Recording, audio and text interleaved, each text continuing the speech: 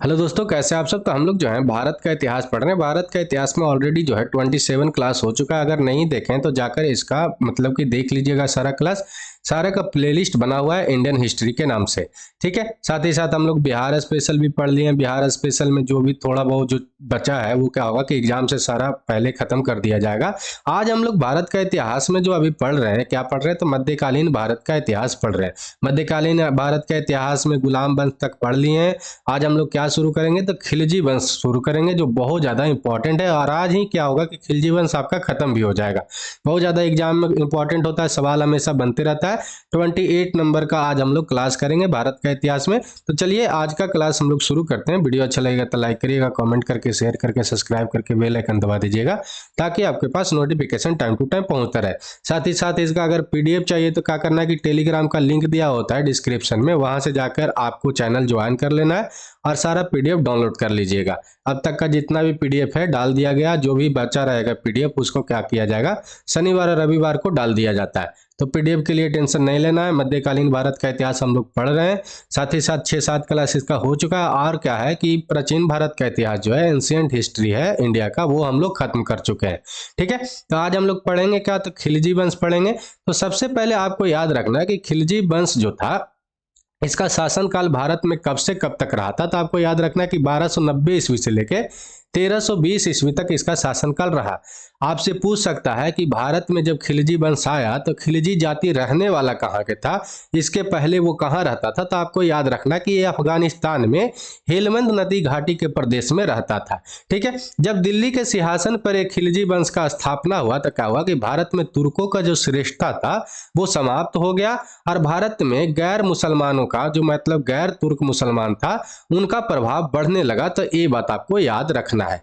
ठीक है, आपसे पूछ सकता है कि खिलजी वंश का संस्थापक कौन था। तो आपको याद रखना कि जलालुद्दीन फिरोज शाह खिलजी ही क्या था कि इसका संस्थापक था, जिसका शासनकाल 4 साल मात्र रहा था। क्यों रहा था, क्योंकि इसको अलाउद्दीन खिलजी तो पहले तो मरवा दिया था। साथ ही साथ इसका एज भी ज्यादा था। 70 साल के एज में क्या हुआ था कि ये राजगद्दी पे बैठा था। ठीक है, राजगद्दी पे बैठा कब, तो 1290 ईस्वी में बैठा और 1296 ईस्वी तक इसका शासनकाल रहा।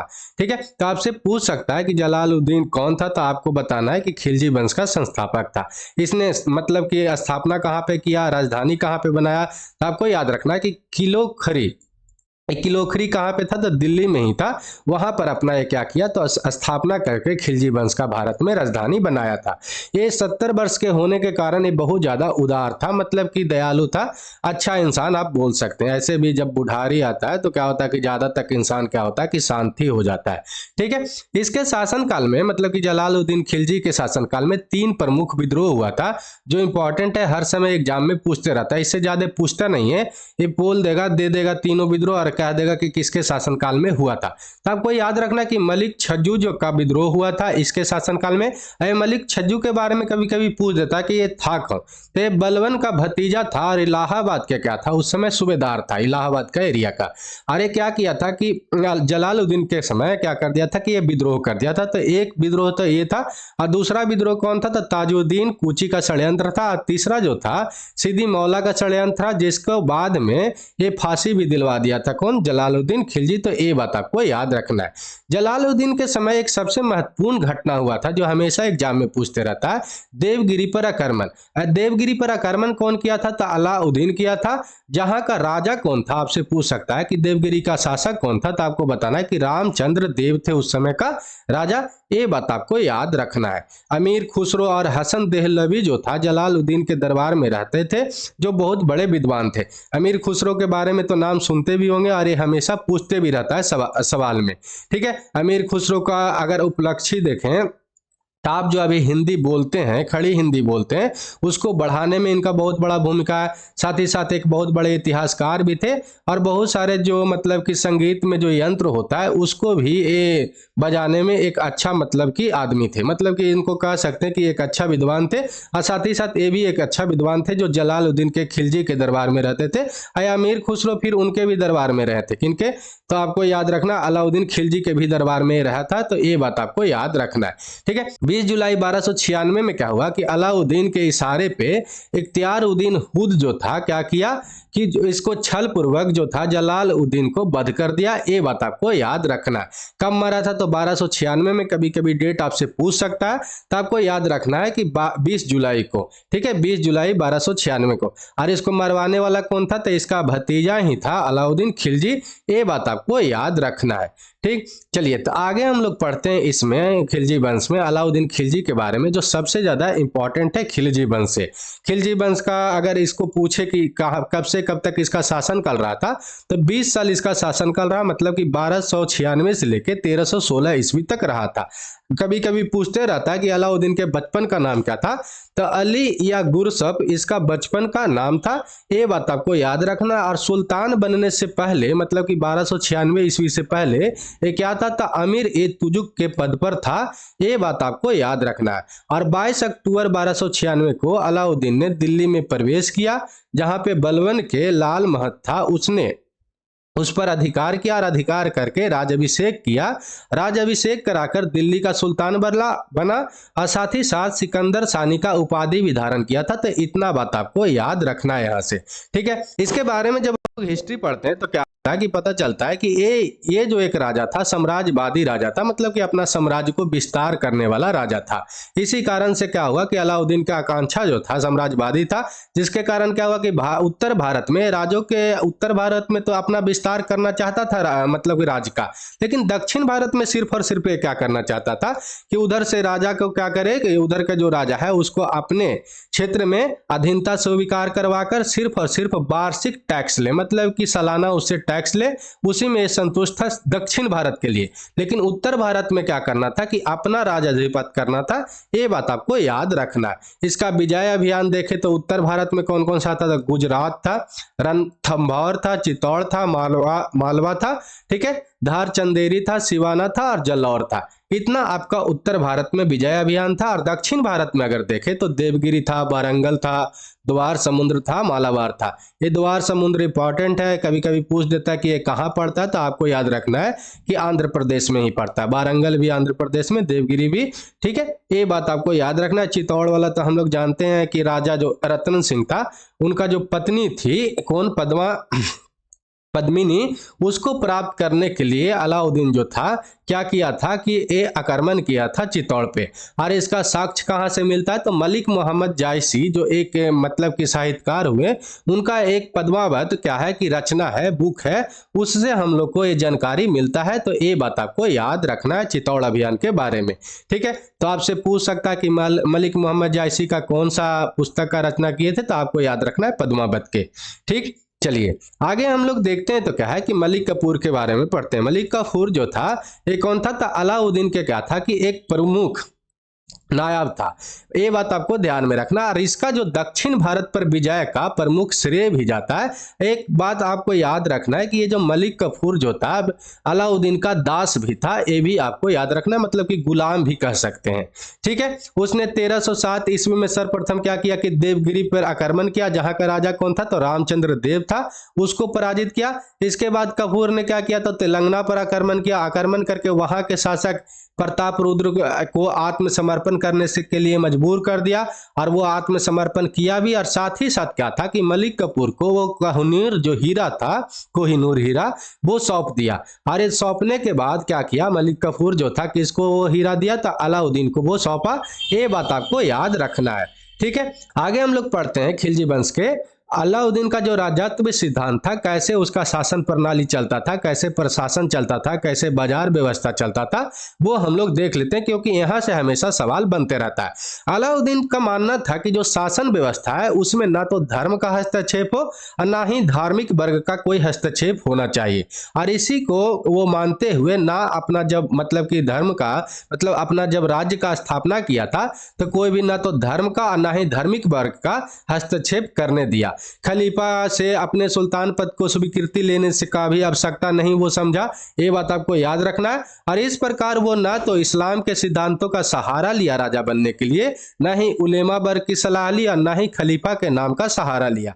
वो जो था निरंकुश राजतंत्र पर विश्वास करता था। निरंकुश का मतलब क्या होता है कि किसी का भी अंकुश न हो राजा पे, मतलब कि किसी का हस्तक्षेप न हो। इससे क्या होता है कि राजा जो है कोई भी मतलब कि शासन करने के लिए जब कोई डिसीजन लेगा तो उस पर जब किसी का अधिकार न होगा, कोई अंकुश लगाने वाला न होगा, तो वो डिसीजन ले सकेगा। ऐसे अंकुश लगाने वाला होगा तो क्या होगा कि हमेशा उसको कोई ना कोई रोकने वाला होगा। ये हमेशा ये सोचता था। अलाउद्दीन के प्रशासनिक व्यवस्था के बारे में जब हम लोग पढ़ते हैं तो पता चलता है कि अलाउद्दीन जो व्यक्ति था वो क्या करता था कि कोई भी व्यक्ति को अगर सर्च करना है, किसी को रखना है काम पर, तो वो किस पर बल देता था? जाति धर्म पर बल ना देके योग्यता पर वो बल देता था। ये बात आपको याद रखना है। उसने साथ ही साथ क्या किया, तो गुप्तचर विभाग का संगठित किया और इसका जो प्रमुख अधिकारी होता था गुप्तचर का, उसका नाम क्या था? तो बरीद ए मुला मुमालिक था। ये बात आपको याद रखना है। गुप्तचर क्या होता है तो आप सिंपल से अभी समझ सकते हैं,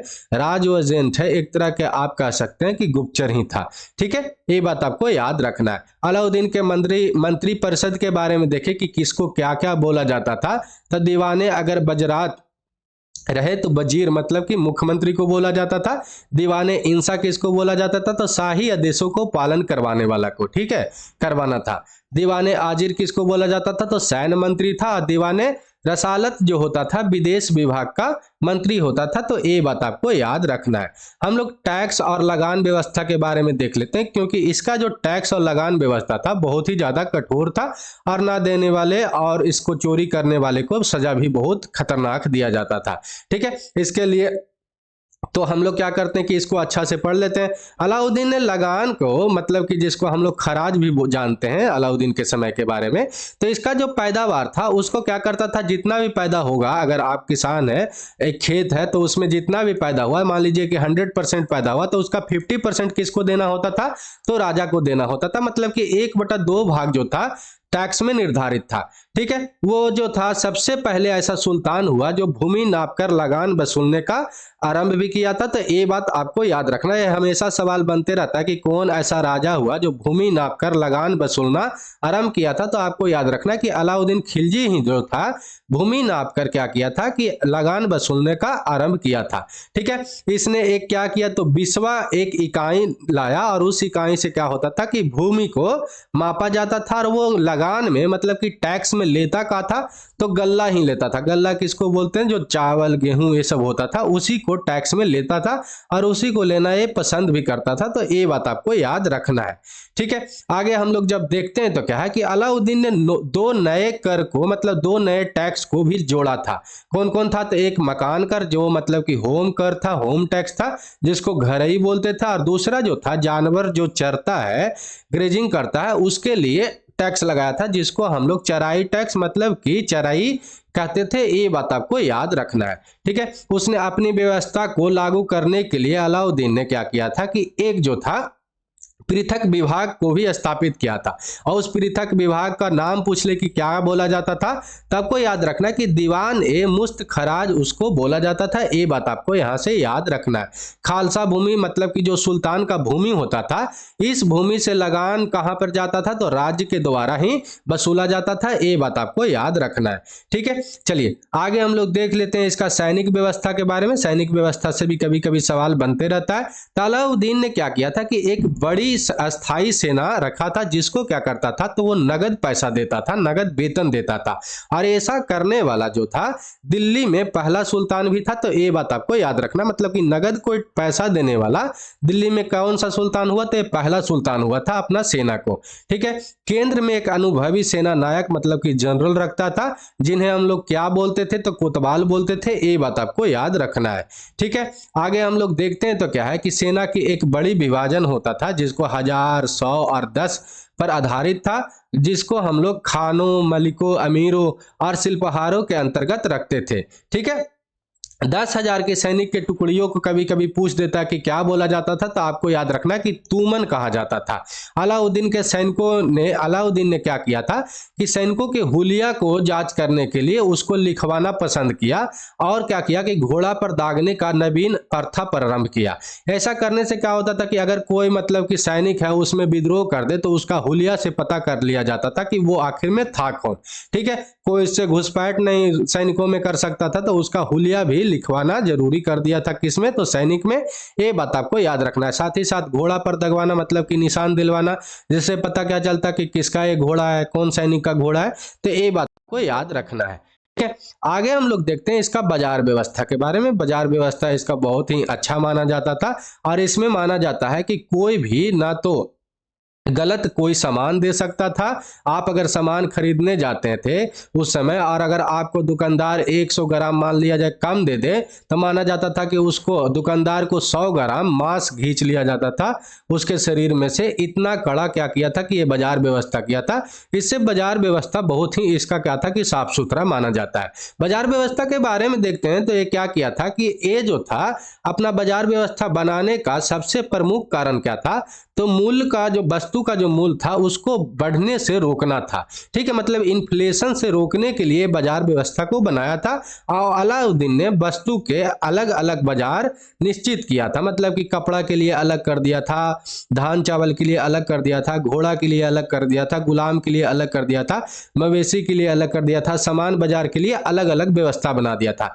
गल्ले के लिए क्या बनाया, तो मंडी बनाया, कपड़े के लिए सराय आदिल बना दिया था, घोड़ा गुलाम मवेशी के लिए अलग से बाजार बनाया, एक समान बाजार बनाया, तो सबके लिए अलग अलग ये बाजार बना दिया था।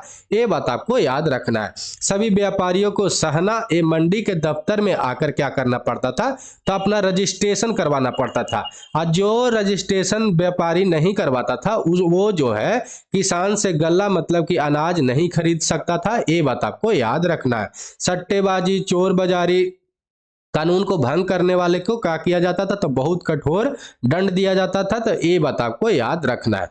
ठीक है, चलिए आगे हम लोग देखते हैं। तो बाजार के नियंत्रण करने के लिए कुछ अधिकारी होते थे जिसके बारे में हमेशा पूछते रहता है कि किसको क्या बोला जाता था।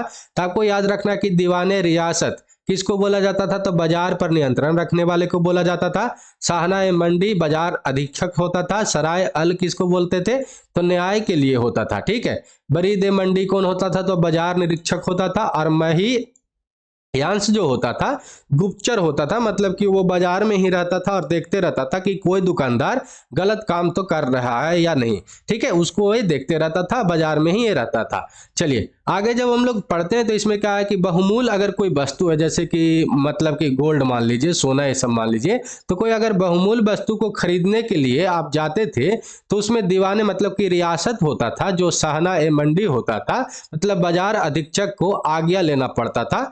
ये बात आपको याद रखना है। ठीक है, अन्य तथ्य भी इससे कुछ कुछ होता है इंपॉर्टेंट, जिसके बारे में हम लोग देख लेते हैं। तो अलाउद्दीन जो था कुतुब मीनार के निकट अलाई दरवाजा बनवाया। ये हमेशा पूछते रहता कि अलाई दरवाजा का निर्माण किसने करवाया था, तो आपको याद रखना अलाउद्दीन खिलजी के द्वारा बनाया गया था। ठीक है, जिसको कुसुक ए सिरी भी बोलते हैं। सिरी नामक एक शहर बनवाया। हौज अलाई ये भी दिल्ली में ही है, वो जो एक तालाब है वहां पर ये बनवाया था, तो ये बात आप याद रख सकते हैं। 1000 खंबा महल बनवाया था। ये सब का ये क्या करवाया था, तो निर्माण कराया था। साथ ही साथ इसने डाक व्यवस्था भी लागू किया था।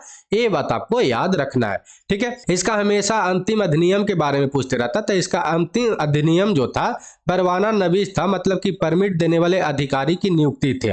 ठीक है, अलाउद्दीन के जो खम्स था, मतलब कि युद्ध के समय जो लूटा जाता था, संपत्ति लूटा जाता था, उसमें से 4/5 भाग होता था राज्य को दिया जाता था, और 1/5 भाग किसको दिया जाता था, तो सैनिकों में बांट दिया जाता था। अलाउद्दीन के मृत्यु के बारे में अगर पूछ सकता है कि कब इसका मृत्यु हुआ था, तो 1316 ईस्वी में हुआ था। ये तो कम से कम याद रखिएगा, कभी कभी इसका मतलब कि डेट के साथ पूछ लेता है, तो 5 जनवरी 1316 ईस्वी को इसका क्या हुआ था कि मृत्यु हुआ था। ठीक है, मतलब कि 1296 से लेके आपका एक कब तक शासन किया, तो 1316 ईस्वी तक, मतलब कि ये 20 साल तक शासन किया। तो ये बात आपको याद रखना है। ठीक, चलिए आगे हम लोग इसमें दो गो शासक के बारे में और देख लेते हैं, छोटा छोटा ही है। तो कुतुबुद्दीन मुबारक शाह खिलजी था, जिसका शासनकाल कब से कब तक चला, तो 4 साल के लिए चला था, 1316 से लेके 1320 तक। इसने क्या किया कि स्वयं को घोषित कर दिया खलीफा, ठीक है, जब अलाउद्दीन खिलजी मरा था। ऐसा करने वाला दिल्ली सल्तनत में क्या था कि ये पहला सुल्तान था, और ये जो था बहुत ही रंगीन आदमी था। ये कैसे रहता था, तो नग्न स्त्री और पुरुष के साथ ही रहता था, ठीक है। मुबारक शाह के बाद कौन राजा बना, मतलब खिलजी वंश में, आपसे पूछ सकता है। तो आपको याद रखना कि नासिरुद्दीन खुसरव शाह जो था 15 अप्रैल से लेकर 7 सितंबर तक, मतलब 1320 ईस्वी में, मतलब 4-5 महीना ही ये शासक बना था। इससे हमेशा एक सवाल क्या बनाता है कि ये ऐसा कौन सा भारतीय मुसलमान था जो दिल्ली सल्तनत पर पहला शासक बना था, भारतीय मुसलमान। तो आपको याद रखना नासिरुद्दीन खुसरव शाह, ठीक है, ये बात आपको याद रखना। ये जो था प्रथम भारतीय मुसलमान था जो दिल्ली का शासक बना था, ये बात आपको याद रखना है। तो चलिए आज के लिए इतना ही। खिलजी वंश जो है इतना ही होता है, और खिलजी वंश से हमेशा जो है इतना ही सवाल बनाते रहता है, ठीक है। इससे ज्यादा सवाल नहीं बनता है, इतना ही। इसमें से ही कुछ तोड़कर इससे जोड़कर क्या करता है कि सवाल बनाते रहता है। आगे हम लोग क्या करेंगे, जितना भी मिडिएवल हिस्ट्री है उसको जल्दी से जल्दी खत्म करके मॉडर्न हिस्ट्री को क्या करेंगे कि कवर कर लेंगे। तो चलिए आज के लिए इतना ही। वीडियो अच्छा लगा हो तो लाइक करिएगा, कमेंट करके, शेयर करके, सब्सक्राइब करके बेल आइकन दबा दीजिएगा। तो जय हिंद, जय भारत।